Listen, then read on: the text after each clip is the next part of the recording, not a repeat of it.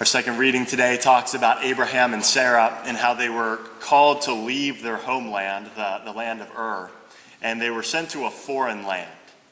And they dwelled in a foreign land. And anyone who's ever traveled abroad can probably understand how difficult that can be and how uncomfortable to be in a foreign land. You know, if you don't speak the same language as people, the food is different, the customs are different, all the things that we're familiar with aren't there.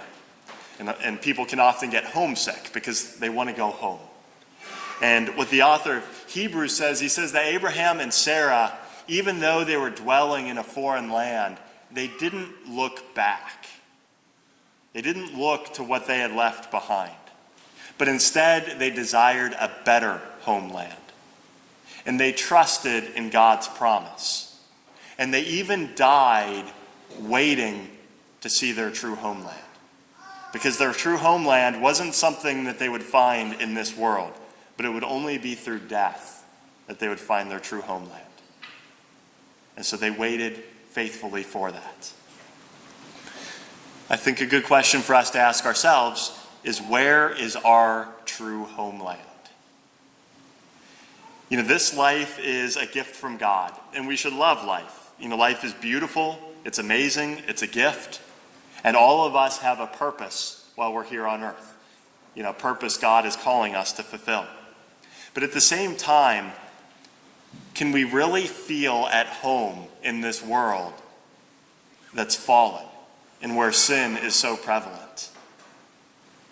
Just in the past year, 4,650 Christians were martyred for the faith in one country alone, just in Nigeria. It's almost 13 a day on average. And countless others were kidnapped, many of them children.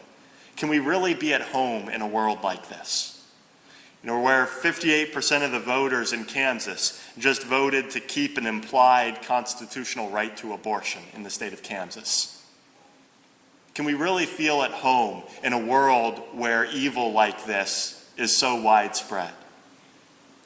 And the evil that we see in the world around us is because of the disorder and the sin that's within our own hearts. So often we commit sin. We act out of greed. We act out of selfishness or lust towards others. Can we really be at home in a world like this? Faith is not just a set of intellectual beliefs. That's part of it. We affirm certain truths because we're Catholic. We believe in the Trinity. We believe that Mary is the Virgin Mother of God. We believe in the 7 sacraments. But faith has other elements as well. Faith is the realization of what is hoped for. Part of faith is the realization that we are hoping for a homeland that's beyond this world. And faith is the realization of that when we attain our true homeland. And so, as important as it is for us to love this life, part of faith is realizing that we have a better homeland, a place where there is no sin, a place where there is ultimately perfect union with God, a place where we're not separated from God and from His goodness, but we find that perfect union. That's our true homeland. And so, how deep is our faith? Because if our faith is deep, it should orient and actually transform our entire life to orient us towards our true homeland.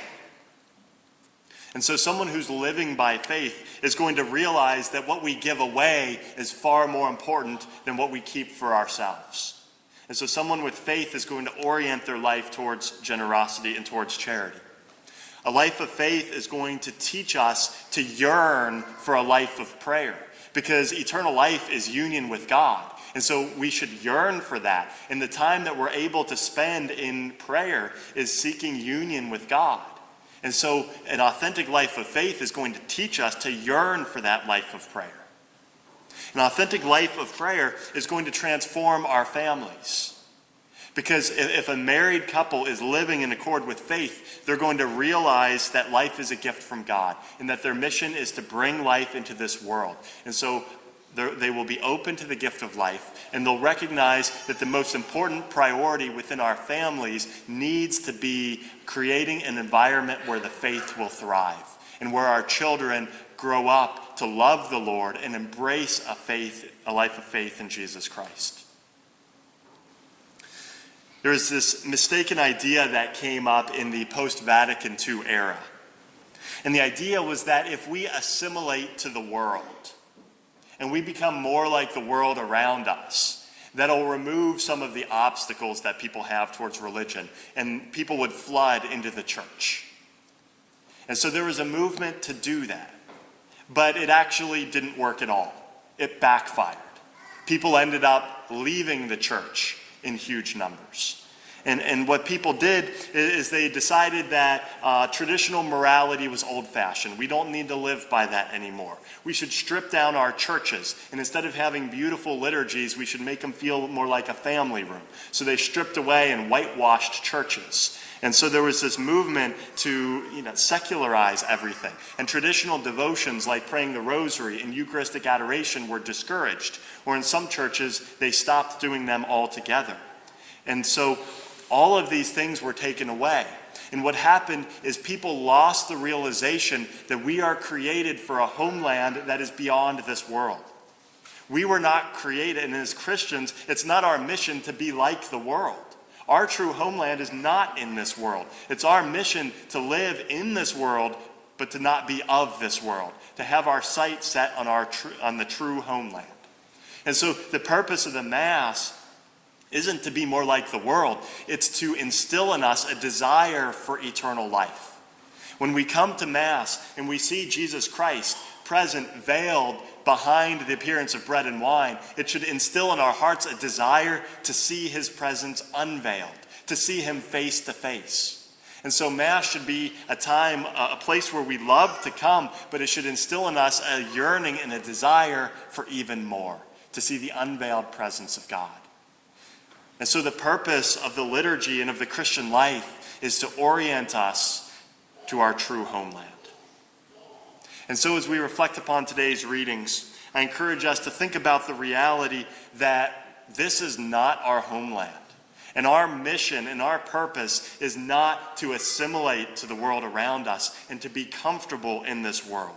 We can't cling to what Jesus Christ came to free us from. We have to live in this world, but not be of this world. And to look forward and to never forget where our true homeland is.